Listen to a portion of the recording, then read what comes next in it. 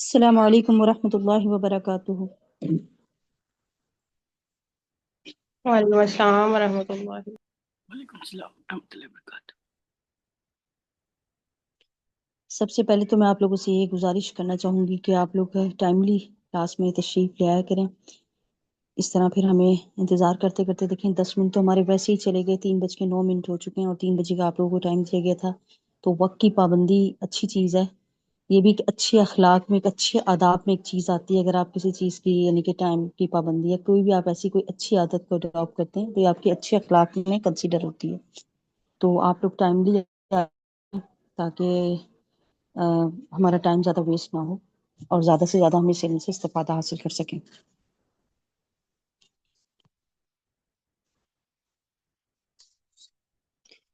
کیف حالکن؟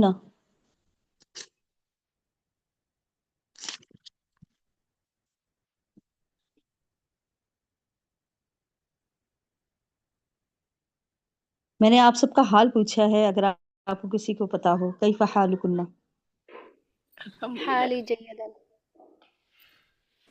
احسن۔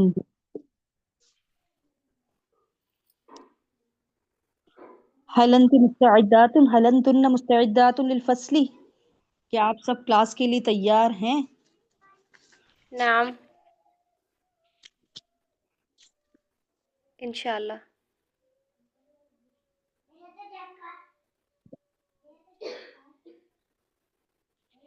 جی، آج ہم اپنی کتاب علم المصطلح کو شروع کرنے والے ہیں اور اس کے بارے میں ہم جانیں گے۔ پہلے تھوڑی سی میں آپ لوگ کو اس کا تاریخ بتا دوں تھوڑا سا، کہ یہ علم ہم کیوں حاصل کر رہے ہیں اور اس کا مقصد کیا ہے، اس کے اہداف کیا ہیں اور اس کے کون کون سے اور نام ہیں۔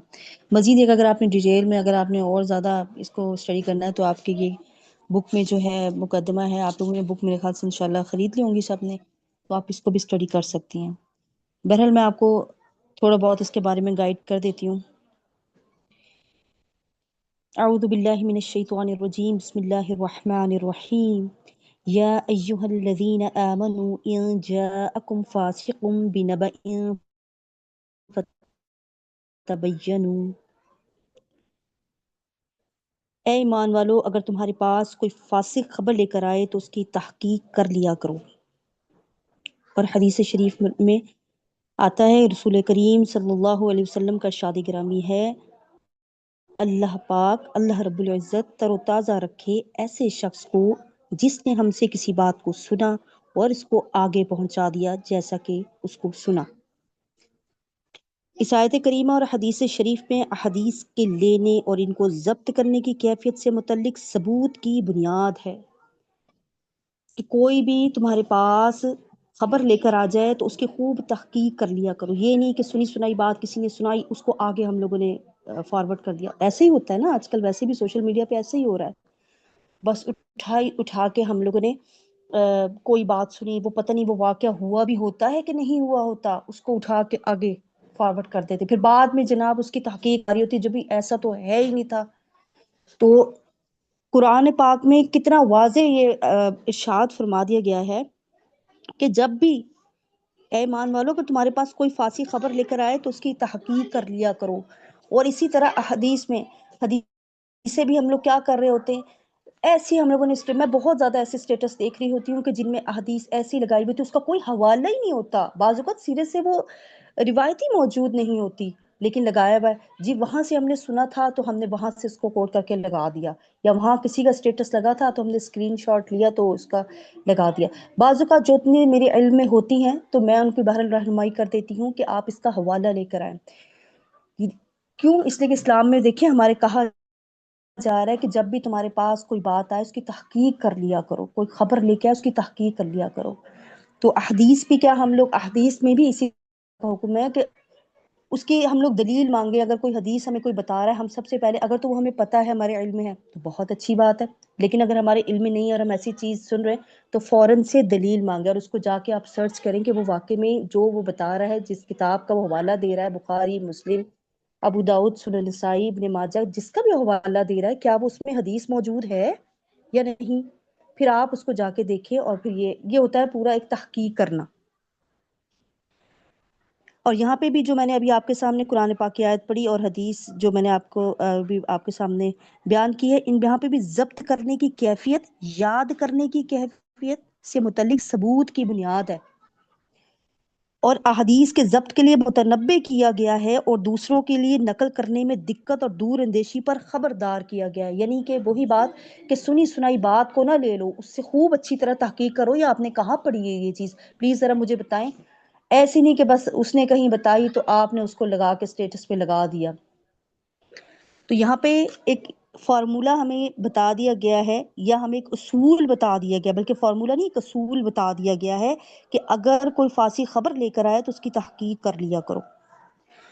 اللہ تعالیٰ اور رسول اللہ صلی اللہ علیہ وسلم کا حکم بجا لاتے ہوئے صحابہ رضی اللہ تعالی عنہم احادیث کے نقل کرنے اور قبول کرنے میں تحقیق و تثبت سے کام لیتے تھے، بڑی تحقیق سے کام لیتے تھے صحابہ کرام، خاص کر جب ان کو شک ہوا کہ جو نقل کرنے والے کی سچائی میں اس بنیاد پر اسناد کا موضوع ہونا، موضوع مطلب ہوتا ہے، ویسے تو میں آپ کو ایک اور پہلے بھی یہ بات بتا دوں کہ کچھ اس کی اصطلاحات آئیں گی، وہ آپ کو فوقتاً گاہے بگاہے آپ لوگوں کے علم میں آتی جائیں گی، اور آپ کی جو اشکالات ہیں انشاءاللہ دور ہوتے چلے جائیں گے۔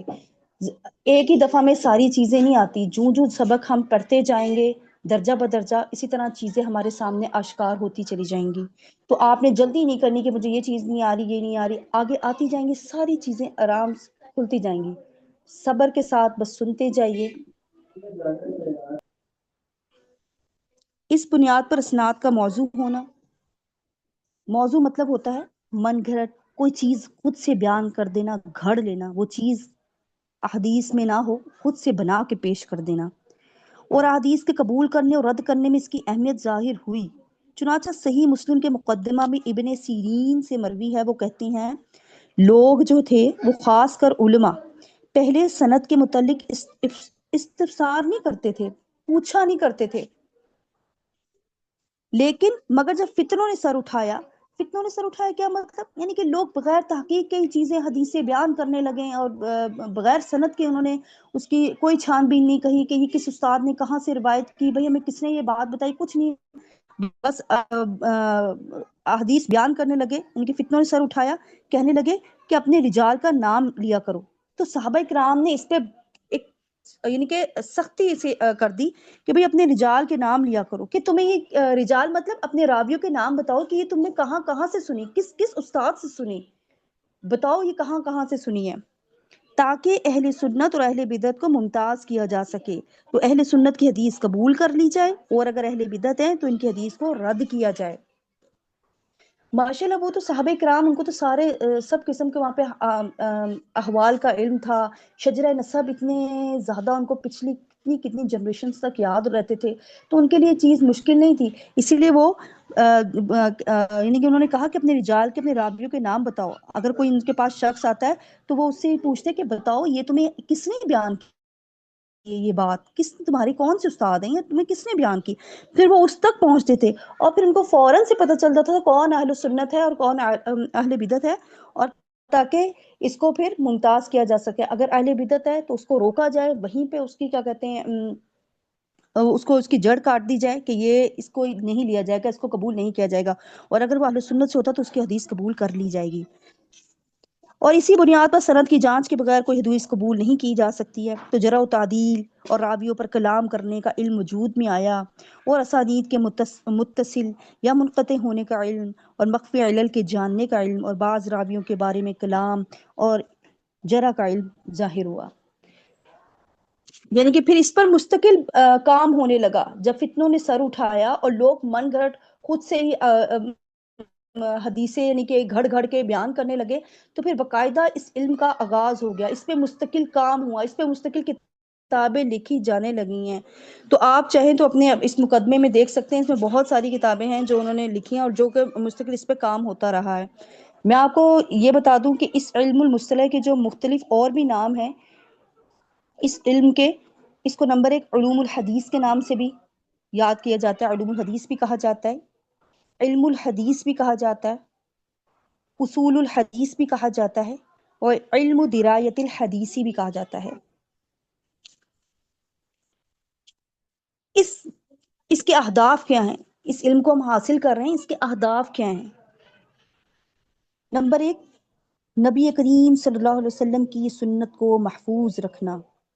نمبر 2، مقبول اور مردود کی پہچان۔ یہ ساری چیزیں آپ کو انشاءاللہ بعد میں عیاں ہوتی رہیں گی آپ کے سامنے۔ مقبول حدیث کون سی ہوتی ہے؟ مثلا اس میں کوئی کمزوری نہ ہو، کوئی علت نہ ہو، اس میں کوئی چیز نہ ہو جس کی وجہ سے وہ چیز وہ مقبول ہو جاتی ہے، اور جس میں کوئی چوٹ اور کچھ پایا جا رہا ہے۔ پلیز اپنے مائک آپ لوگ بند کر دیجئے۔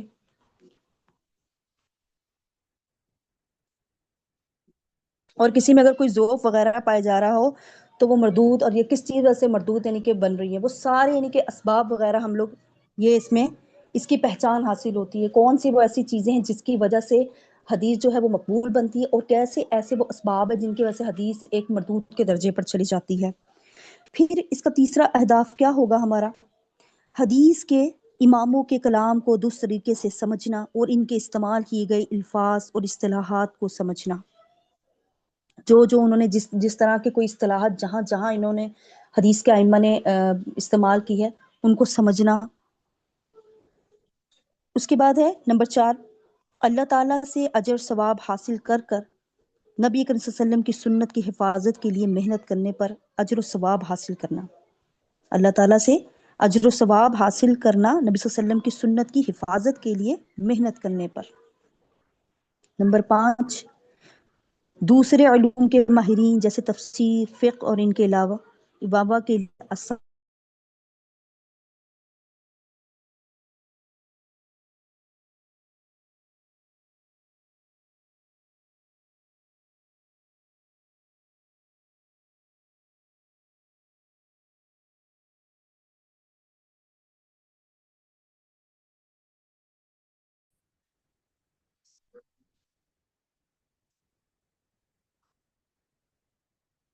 جی یہ تو تھی کچھ میں نے آپ کے سامنے مختصر آپ کے سامنے یہ بیان کی ہے۔